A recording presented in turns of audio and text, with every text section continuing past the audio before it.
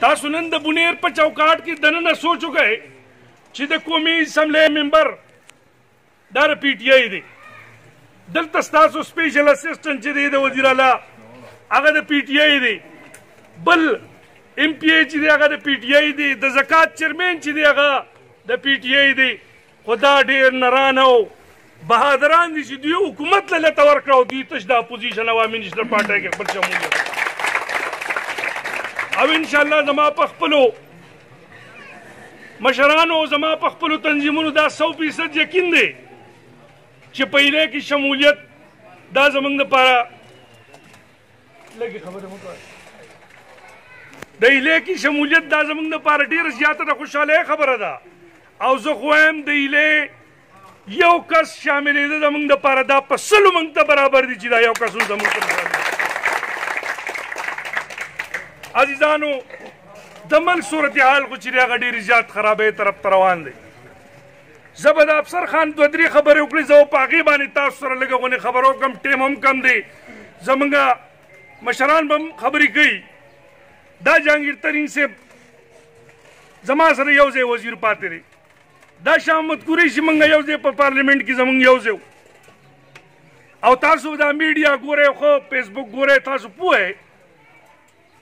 د په دې الیکشن کې د عمران خان په دې حکومت ته جوړولو کې د ده ډېر زیات لوی لاس و هغه د ایجنسو سره مو هغه نور د پیسو لین دین چې دی هغه به ولکاو په دې الیکشن کې ډېره لویه خرچه چې د هغه جهانګیر ترین صاحب وکړه خو هغه خرچه چې کومه وشوه هغه خرچه چې د عوامو نه ووته او په څه ذریعه باندې ووته دلته زموږ د زمیندار ګنې چې کېږي د زمیندار بیړۍ چې ده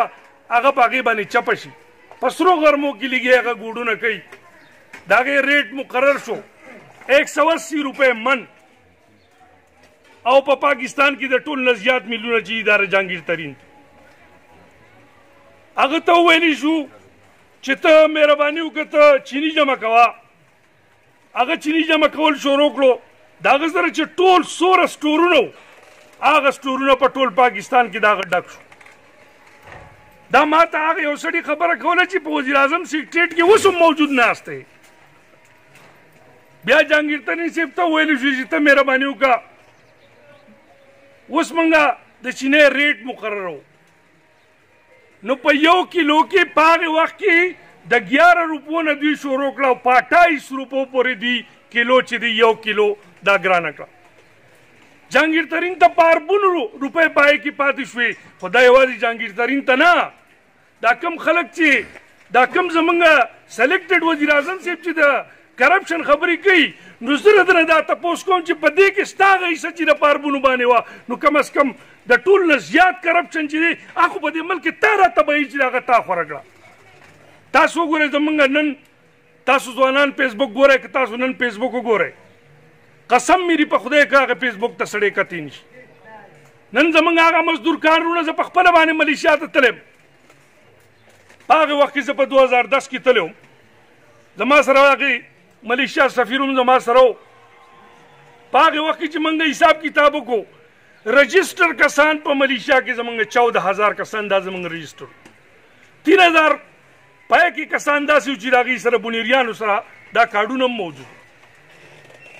او هغه ماته وایي چې زموږ سره کوم رجسټر نه دی کوم په غلا پاتې کېږي هغه د دې نه هم ډېر زیات دي موږ چې بیا د هغې حساب کتاب په 2010 کې موږ وکړو نو دې بونیر ته زموږ د هغې مزدورکارو وروڼو د لاسه 7 کروڑ روپۍ چې دي روزانه زموږ دې بونیر دې غریبي خاورې ته زموږ د هغې مزدورکارو وروڼو د لاسه دلته راتللی او د هغې سره د حکومت اپراتیزر چې دی دا سیوا کېده نن زموږ هغه وروڼه مزدوران تاسو په خپله باندې ډېر زیات مسافري تاسو ډېر وروڼو کړې ده نن هغه مسافر د کرونا وایرس د لاسه وفات شو د بیمارو د لاسه وفات شو هغې سره هغې په کمرو کې پراته دي او غیر چاپېره هغې ته واورې ایښي دي او هغې له هلته په تلاجه کې کوم د یخ ځایونه چې دي هغې کې له ځای نه ورکوي زموږ پښتنو ته هلته ځایونه نه میلاویږي زموږ د پښتنو نه هلته بویونه روان شو او زموږ پښتانه لاوارثه چې دی هلته دفن شو آیا زه په تاسو باندې دا سوال کوم چې د هغه وروڼه د هغه بچي د هغه مور د هغه پلار هغه په 3200 روپۍ باندې هغه ټیکټ 3200 روپو ته ورسېد. هلته زموږ د غریبانانو وروڼو عزیزانو په جیب کې پیسې نشته، د 3-4 میاشتو د هغوی بېروزګاره دي. دلته د هغوی د کور چوله چې د هغه به په هغې باندې چلېده چې په هره میاشت کې به زموږ هغه وروڼو عزیزانو پیسې رالیږلې، د هغوی د بچو د هغوی د ټول کورنۍ خرچه به په هغې باندې کېده، هغه خرچه هم دلته ودرېده. خو زموږ هغه وروڼه عزیزان، زموږ هغه مسافر وروڼه نن سبا ډېر زیات په تکلیف کې. آیا تاسو ته وګورئ چې په دې پاکستان کې دننه یا زموږ په دې بونیر کې دننه حساب کتاب نشته. وی موږ 500 ارب روپۍ موږ خرچه وکړه. نو ما به ځان له کالکولیشن کوه چې په دې پاکستان کې څومره ضلعې دي او بیا زموږ په دې بونیر کې څومره ضلعې دي. نو چې ما کالکولیشن وکړو نو تقریبا 3.5 ارب زموږ د بونیر د مریضانو دا رسي. عجیبه خبره ده، زموږ سیکرټري صاحب شجاع خان ناست دي، دته هم کرونا وایرس شو. زموږ مریضان دلته پراته دي، هغوی له روټۍ د کوره ځي او هغوی چې کوم سرکاري روټۍ ورکوي هغه د خوراک نه ده. او دلته په هسپتال کې 3-4 ورځې ټیوبیل ورانو او هغوی ته اوبه په باترومونو کې اوبه نه وي چې دا ټول هسپتال له بوین چې دی هغه روان شوی، هېڅوک هم د هغې تپوس نه کوي. دا دلته دا کوم ډي سي او دا ایسیان چې کوم ناست دي ټولې پیسې چې بونیر ته رالې زموږ د مریضانو دپاره د دوایانو دپاره هغه پیسې چې د هغې غواړي. ستا د بونیر ممبران د هغې نه تپوس نه کوي چې آیا تاسو ته را دونه پیسې چې د بار نه راغلي دي تاسو دا پیسې څه کړئ. پیسې چې دي هغه لاړې څه چا وخوړی او څه چا وخوړی.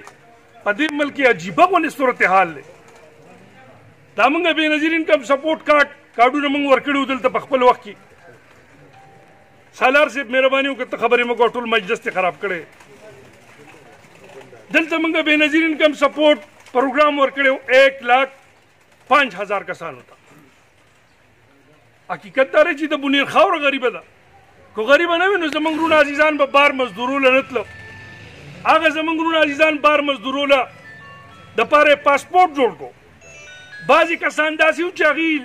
په هغې پاسپورټ باندې چېرته لام نړو، خو دلته د بېنظیر انکم سپورټ پیسې چې د هغې کور والا ته به میلاوېدې. خبره اوږدومه ځکه د هغې د ملاوټونو خبرې تاسو ته کومه چې د هغې په ډیټالو کې چا ملاوټ کړي، د هغې په ډیټالو کې هم ملاوټ روان دی، په ډیټالو کې هم د هغې حقیقت دا دی چې دا خلک په حکومت چلولو باندې نه پوهېږي، نه دی حکومت کولی شي. او بله افسر خان یوې خبرې ته اشاره وکړه، زه صرف په هغې باندې یو خبره کوم. خبرې زما په زړه ډېرې وي، زما د ایلۍ د کلي دا ځوانان چې ولې د زما زړه چې دی هغه الحمدلله نن ډېر زیات غټ شو. خو افسر خان خبره وکړه وي یوازې دا کرونا وایرس نه دی، زموږ مصیبتونه نور هم ډېر دي. دا نننی زما په خیال چې دا زما په جیب کې دا کوم خط چې پروت دی نن یې درته ښیم، دا زما په دې جیب کې چې دا خط پروت دی که نه، د میډیا والا ته وایم چې دا خط تاسو وښیئ. دا 5م خط دی چې دا ماله راځي، دا د طالبانو دمکي ده، دا د طالبانو دمکي ده چې موږ ته دا راځي. نو زه اریان په دې یو خبره باندې یم چې دلته دنیا اپریشنونه دلته وشو، روزانه په دې موږ اورو چې په دې علم کې د اپریشنونو چې دا کېږي.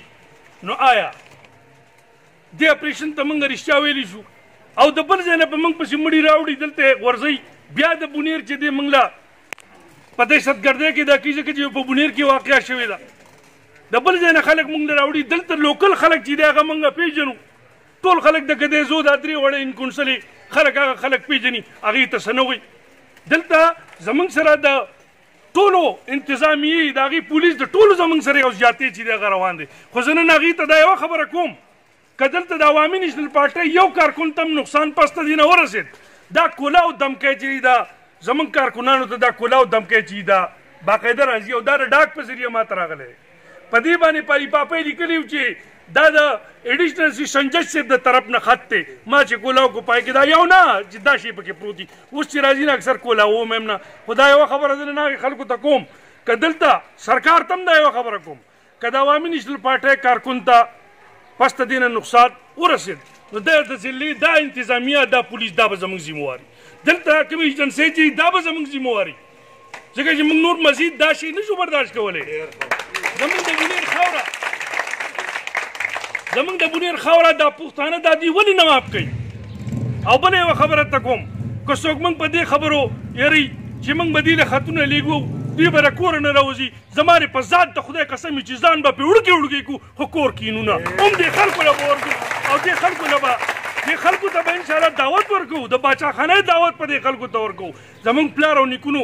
په دې خاوره باندې سختې او تکلیفونه تېر کړي موږ د هغې اولادونه یو دا خاوره زموږ مور ده په دې خاوره کې نور موږ ظلم زیاتې چې دي دا نور مزید چې دی هغه موږ نشو برداشت